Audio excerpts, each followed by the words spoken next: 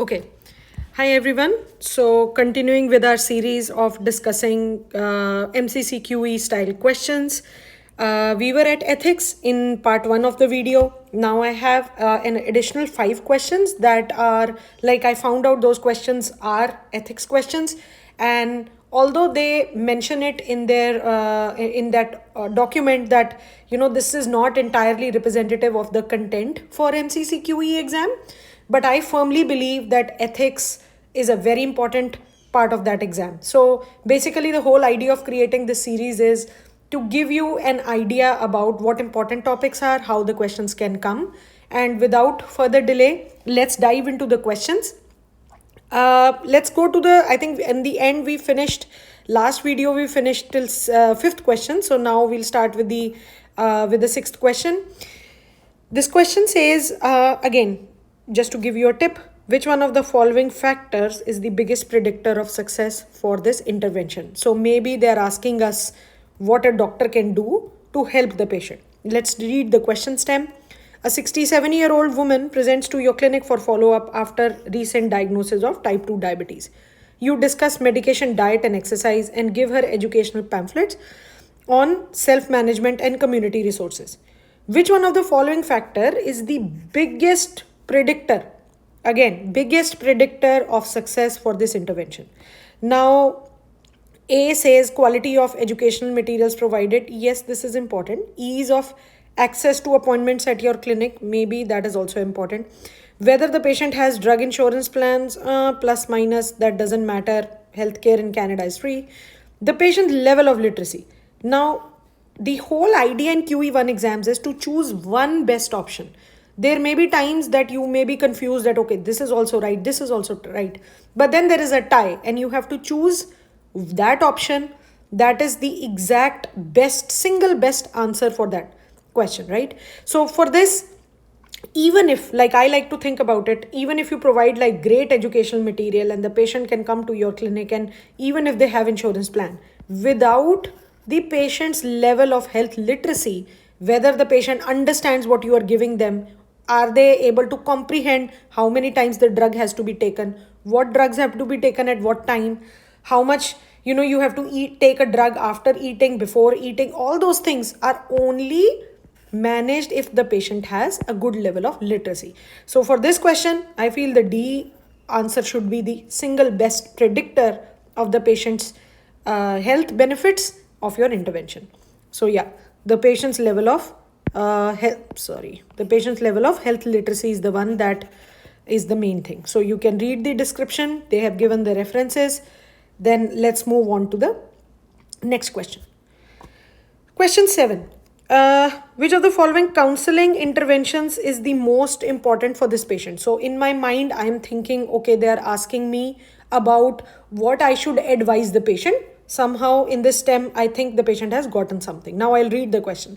23-year-old woman presents to a clinic with 1 week history of feeling fatigued over the past 3 days. She develops fever, sore throat. Typically, I can think of few diagnoses in my mind, whether it's trapped, whether it's EBV, things like that, like EBV or mono. These are the diagnoses. Again, they say mononucleosis is diagnosed. She's a university rugby player. Now, this question is not a classical ethics kind of a question, if you may, but I just included it because I think I just randomly saw it said discuss or some determine, and I just thought this is an ethics question. But nonetheless, I'm planning to make similar videos on educational content, so let's do this question. So this is a patient, young female who's gotten mononucleosis, and what advice would you give it to her because she's a university rugby player? Now, I want you to go back and think rugby players are actually in a kind of a sport that is called as contact sport. Contact means it involves like a lot of banging in people, head traumas can be there, abdominal traumas can be there because it's a fast sport. So if you remember EBV, infectious mononucleosis, even though it causes fever, sore throat, patient can have swollen lymph nodes. Also with EBV, patients can have spleen size increase. Splenomegaly can happen. Now, if the spleen size is increased, spleen is a very vascular and a very fragile organ. So you would not want this patient to have like an abdominal trauma or have that contact sports. So ideally for these patients, you will have to advise her against playing sports for at least 4 to 6 weeks. So let's see the choices. Tell her to monitor for dark urine and sclera. No, this is not primarily a liver disease. We don't do that. Recommend a medical leave from her studies for semester. That's fine. If she's feeling okay, she can attend it. That's okay. Emphasize the importance of disclosing her illness to intimate partners. This is not primarily an STD. So you don't need to not like Neisseria, chlamydia. This is not like that. Avoid her hugging people and shaking their hands. The mode of spread is not shaking hands or hugging people. It doesn't matter. Determine her willingness to avoid playing 4 weeks rugby sports. So that should be the correct answer. Yes, so determine the willingness to avoid playing rugby sports. That is the thing. Critical counseling is to see if she is willing to avoid that, and there is a risk of spleen rupture. Okay. If you want to read the explanation, you can hit pause, read the explanation. I'll move on to the next question. Question 8. This says, what is the next best step? So every time, the whole teaching idea of this video is just to read the last line. If you read the last line, you know what they're asking you. Are they asking you the next step? Or are they asking you the next best step? Or are they asking you what medical intervention? These are the things that can help you, kind of guess the best answer in the options. So 78-year-old patient is brought to your clinic for assessment. First, this is an old age patient. Patient has Alzheimer's. This is important to note. Twice, the patient has been found wandering outside. Both times at night, he was not dressed appropriately for winter. His son, who's a main caregiver, is not concerned by his situation and states he always finds his way back home. Physical examination of this patient reveals malnutrition and poor dental hygiene. Which of the following is the best next step? Again, think about it. As a doctor, you are supposed to vouch for your patients, especially kids and elderly who cannot vouch their own concerns, right? These are two age extremes where a kid is too small to vouch their concern and they don't know what is happening. And similarly, how they say, old age is like a second childhood.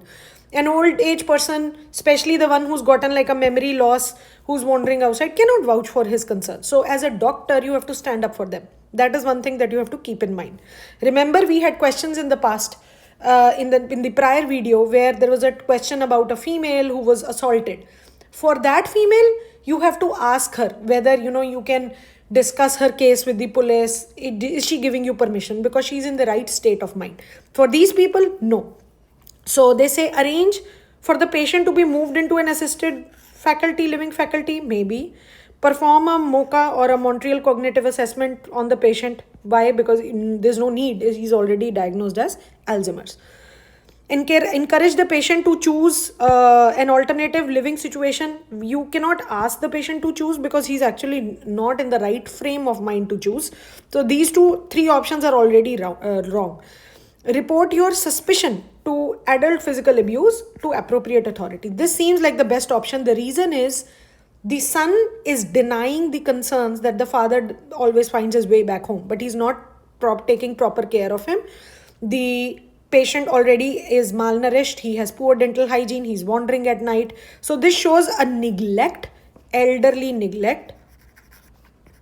Please don't go on my handwriting. Ignore that. Elderly neglect and child abuse neglect. So these are two important things that you need to be very conscious about and take the best step, which is reporting your suspicion of abuse to the appropriate authority. That is important. So your concern is safety and well-being of the patient. And if you report that, this actually ensures whatever authority that you report it to, they are the ones, the legal authorities, they are the ones who are going to take like a kind of an action against this. Maybe it is their wish. Are they going to move him to assisted faculty or, do a formal assessment if the son is a legal guardian, so on and so forth. But the first next step for the doctor would be to report it to a appropriate authority for the abuse. Question 9, appropriate next step. 25-year-old female experiences stillbirth at 22 weeks of gestation after her husband physically assaulted her. She is alone at the hospital and has limited social support. Which one of the following is most appropriate next step? Ensure a healthcare professional is always present in the room. Maybe, yeah. Contact the patient's husband to obtain additional history when there already has been a history of abuse by the husband, you would not, he's now in the eyes of legal system, he's a criminal. So you cannot like you are nobody to contact him to get his side of story. Give the patient the opportunity to hold her hold her baby in her arms. Yeah. Send the fetus to pathology immediately for an autopsy. Okay. Call the police to report an assault. Again, similar to the other question, this is a female, right state of mind, doesn't have any problem. If she wants to report an assault, she can report the assault, not you. She can vouch for her. Remember, children, elderly cannot vouch for themselves. So yes, we do want a healthcare professional in the room because the patient can do something. It's a physical and a mental trauma. It's a very unfortunate situation. Yes, but is that the most appropriate next step? No. Ideally, if you let the patient hold baby in her arms, which is a very humane, emotional connect, mentally this is an unfortunate situation. God forbid anybody has to go into that situation. But if you think humanly, this seems like the most appropriate option at this point of time. Yes, you have to send the fetus for autopsy ultimately. Yes, there has to be arranged a nurse or somebody in the room to take care of her. But okay, she may later call the police for assault, that's her wish. But right now, the main concern you can do as a doctor is to ask her or let her hold the baby in her arms. She's lost her baby. It's an unfortunate situation. But again, you can ask her if she wants to hold it. Give her some time. So that is the best next step, to hold the baby in her arms. Yes. So this is like you being supportive for the patient and you being vouching for your patient. And always remember, you guys will get these kind of scenarios in NACOSCI also. For that situation, you have to think like a human as a doctor, but as a human first.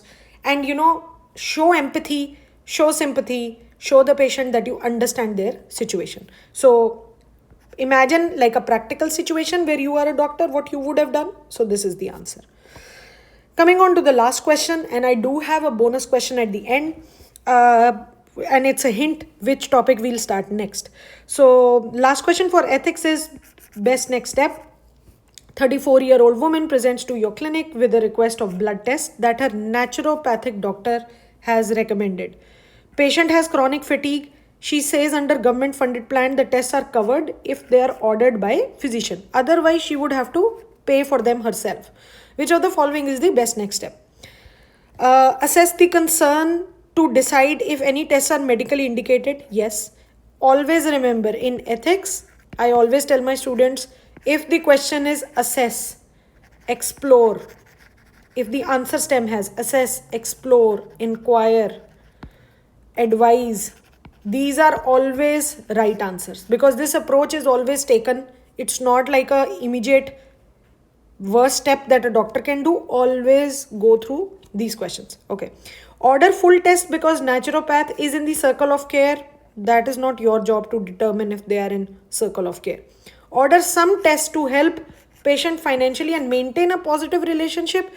Yes, but how does it help maintain a positive relationship? Now that would be like, in real terms, that will be bleeding of healthcare. Just to maintain good relation with the patients, you are just ordering tests which are not required. So not this one. Explain that you cannot interfere with the care plan of another doctor. Yes, you cannot, but there is no other doctor here, even if he's a naturopath. The thing is, she's your patient. She comes to order the lab test by that her naturopathic doctor, some other doctor has recommended. Now, as a physician, she has come to you. Your first concern is evaluate her concerns and assess, does she need these tests or not? Maybe whatever her naturopathic has told her, 10 tests. And you as a doctor feel that, you should order 3 or 4 of them just to be sure. Does she have anemia? Does she have diabetes? Any of them. So you should first assess to decide if the tests are medically indicated or not. This kind of an approach puts less burden on the healthcare, and this actually helps the patient to, this satisfies the patient, satisfies the doctor, satisfies the healthcare. It's not bleeding, not unnecessary tests. So this is the right answer. And the physician's primary obligation is the patient's well-being. That is the main thing, which involves making informed decisions that are these tests actually truly necessary or not, right? So that is one. And this brings us to the end of the video. But before I end this, I have an additional bonus question, and this is a hint. Now that you know it, you must have read the question stem. We are going to start psychiatry, another important topic for QE1 preparation, and we'll go through questions and I'll tell you the tips and tricks how to crack those questions. So let's just see this question. They say these symptoms are indicative of which of the following personality disorder. So maybe they're asking me about personality disorder. So my thought process goes to the question stem. Young person presents for the, sorry for the disclaimer and the opening, but 24-year-old man presents to you for the first time, reports having suicidal thoughts for most of his life. He and his girlfriend recently broke up. He's feeling alone, abandoned, and he notes his mood is empty and is very unstable. He says, people think I'm a little bit crazy. They never know what am I going to do. Okay. So when you read the question stems, you find that this patient has a lot of mood fluctuations. Very unstable mood, he said. Very unpredictable. Right? He has had suicidal thoughts. Okay. So this kind of gives you a hint that this is somebody who has a lot of instability in the mood. Okay. And let's see the options and evaluate them one by one. Now, histrionic. If in question stem, they talk about a person who's, like acting a lot, like overactor, I like to call them histrionics. Like they are patients who will be like, oh, I got this job of modeling and I have this crooked nose. Can you, okay, my nose is bad. I have acne on my face. These are the patients who are histrionic. They try to overact their situation. This patient does not look like that. Then we talk of antisocial. Antisocial are the people who are like very on the other end of spectrum. Violent history, criminal history, do not have emotions. They may hit people, hit animals. They are the ones who are unapologetic for their actions. This does not fall in that. So A and E are out, right? Narcissistic is a person who will just be about himself. He loves himself. He'll be like very amateur, very, kind of grandeur things like, oh, I am very rich. I can gamble all my money on it and I will always win and all that. Those kind of people. This does not have that kind of grandiose kind of delusions. Then we come to schizotypal or borderline. When we talk of, I call it schizotypal, people call it schizotypal also, typal also. You may think like whatever you want to pronounce. When we talk of this disorder, this schizotypal type patients, these are the ones who have some kind of magical thinking. They may think, oh, today is 23rd August, maybe something great is going to happen. If I wear red color, something. They have magical thinking, some kind of eccentric thinking. When a patient is borderline, they may have different spectrums. They may have manic depressive psychosis. They may be high and low kind of spectrum, or they may have like a low spectrum and then it goes down and they're like, I have suicidal thoughts. They have poor relationships, but their behaviors are very unstable. So in all this, I feel the best option seems like borderline. So yeah, so the patient's sense of abandonment following a breakup, perception of being unpredictable, having like doubts and instability in relationships, self-image and emotion more likely goes with the borderline disorder. So that's the end of the video for you guys. Please like, share and subscribe as much as you can. This is a typo. It should have been part 3 now. So please keep a tab on the next video. We are going to discuss ethics question, and let me know in comments if you want it to be any different or you're liking it. Your comments are a very big support for me to keep on going. Thank you so much and have a